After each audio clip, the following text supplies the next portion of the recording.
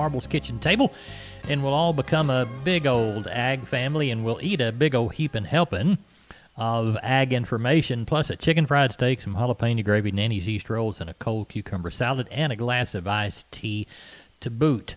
But first, let's take a look at ag weather across down on the farm country. We'll begin up at Cameron, 27 this morning, 60 for a high today under the sun, 33 tomorrow morning, chance of rain Friday and Saturday.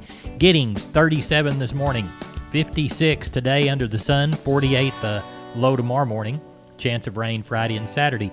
Pleasanton, 34 this morning, 61 this afternoon, 37 the next morning, chance of rain again on Friday and Saturday. And finally, Corpus Christi, sunny today. We started at 52 this morning, going to go to 62 today, and another 52 tomorrow, and a chance of rain Friday and Saturday. Neighbor, the chances of rain better on Saturday than Friday. Neighbor, now let's take a look at the commodity prices as close to the noon hour as we can get. March corn, 428 3/4, up 1.5. March Kansas City hard red winter wheat up 3 at 564.5. March number 2 cotton up 164 at 77.29. February live cattle down 25 at 113.52. March feeder cattle up 25 at 142.22. February lean hogs down 30 at 65.67. March U.S. dollar index down 554 points at 89.80. February West Texas Intermediate crude up 35 at 48.35. Neighbor, when you hear Hop sing ringing that lunch bell, it's time to talk to my friend Benny Cox from Producers in Cargyle, San Angelo. They had a 2-day sheep and goat sale. We'll mention the last sale day of the goats yesterday, but first, Benny Cox, how many cattle you got under the barn so far today?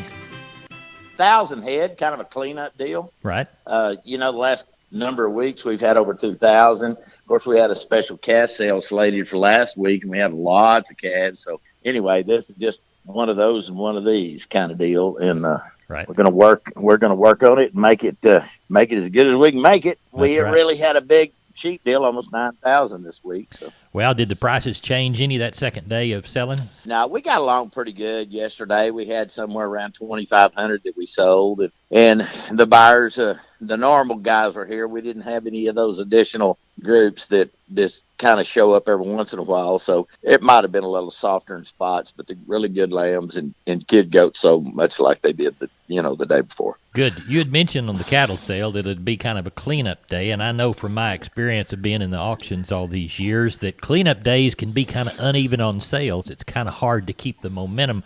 What do you do to keep that momentum going? Oh gosh, I don't know if I have any control over that or not. Yeah. We just do our best.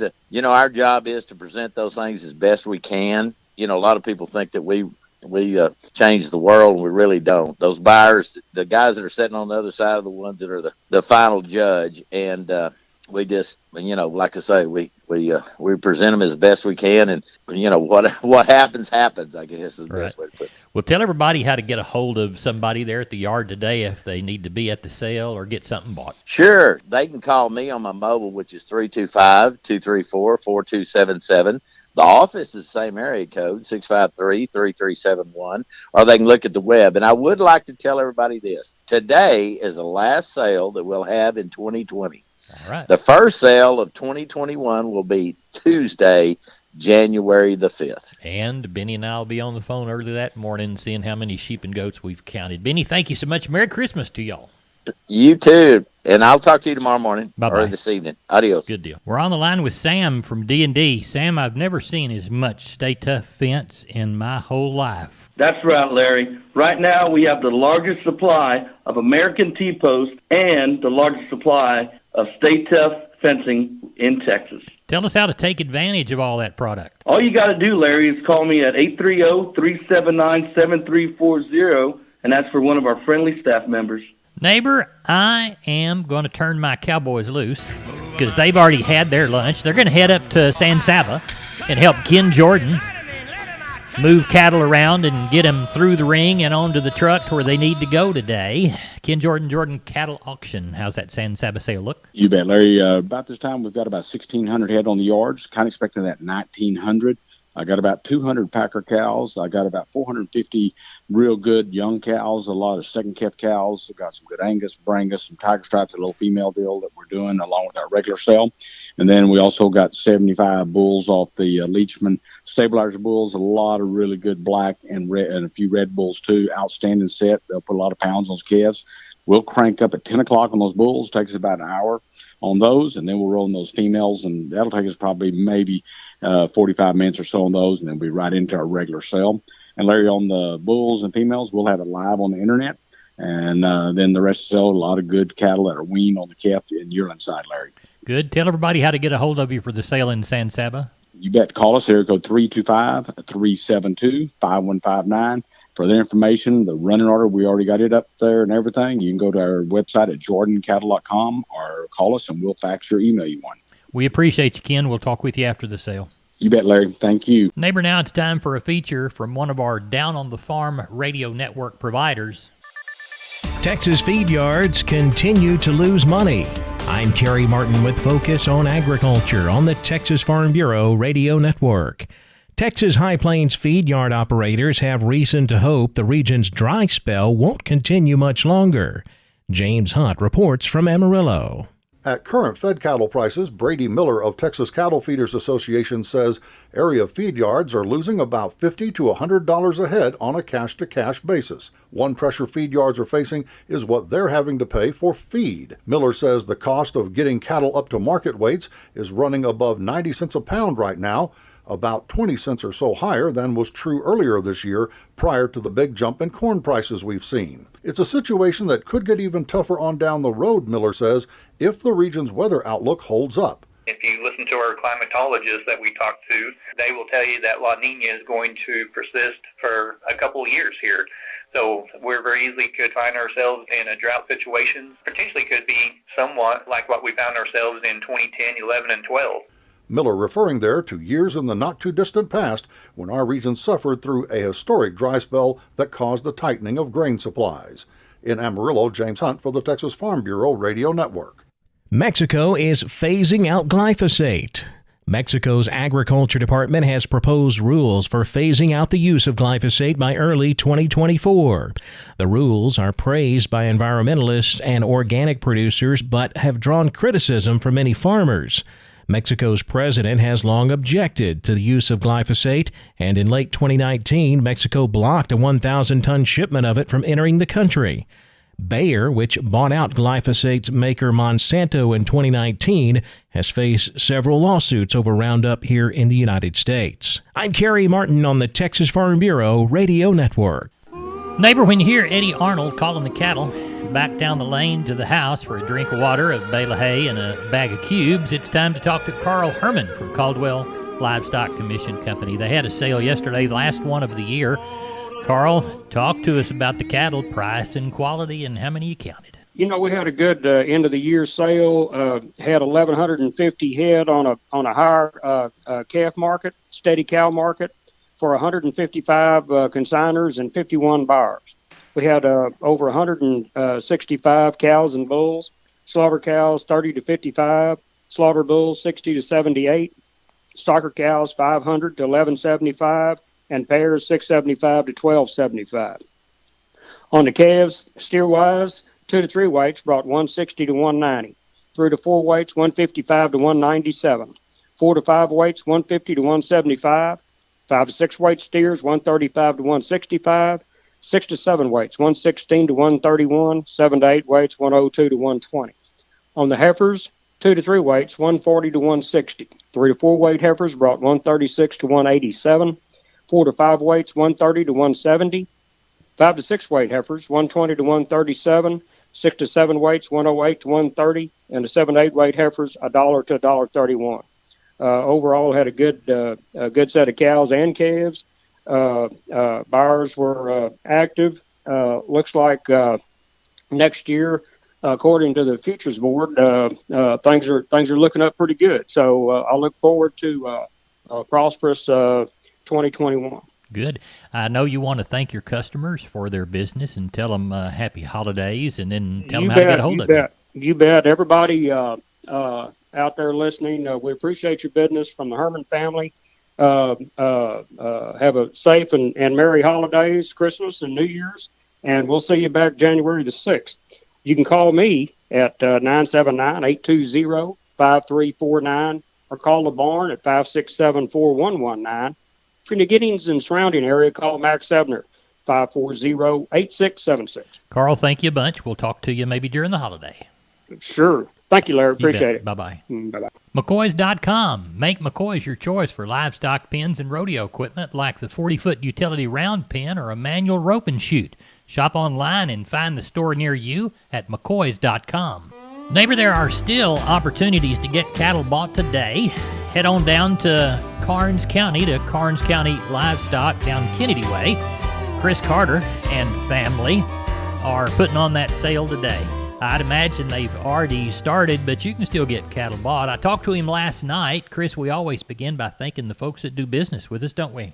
That's right, Larry. We do want to thank all of you for your consignments throughout the year. Last week, we ended up with 913 head, and the market was steady to a touch softer. Today, to December 17th, will be our last sale of 2020. Number 1 steers, 2 to 3 weight, 150 to 187.50. 3 and 4 is 147 to 183. 4 and 5 weights, 135 to 171. 5 and 6 is 117 to 152. 6 and 7 is 107 to 133. 7 and 8 weights, $1.09 to $1.19. On the heifers, 2 to 3 weight, 135 to 180. 3 and 4 is 131 to 189. 4 and 5 weights, 123 to 151. 5 and 6 is 114 to 159. 6 and 7 is $1.02 up to $1.12. 7 and 8, 97 to $1.05. On the packer bulls, high yielding 75 to 80. Medium 67 to 70. Had 134 packer cows. High yielding was 47 up to 54. Medium 38 to 42. The low end 22 to 28. Only had 5 bred cows last week. They brought 550 up to 675. 4 pair. They brought 850 to 980. What do you got out of the barn for this week's sale? Well, at the present time, we've got 447 head checked in and looking for about 600 come sale time. In our count today, we've got 110 packer cows and bulls, 3 pair, 22 be palpated. The rest are yearlings. Again, today is our last sale of 2020, and on January 7th, we will pick back up in 2021. Tell everybody how to get a hold of you. For any questions or use of our services, please call Wade and Rouse at 361-542-0810 or myself at 210-286-5345. Again, we will kick off 2021 on January 7th. You'll have a blessed and safe holiday. Neighbor, now here's another feature from one of our Down on the Farm radio contributing providers. Dove season.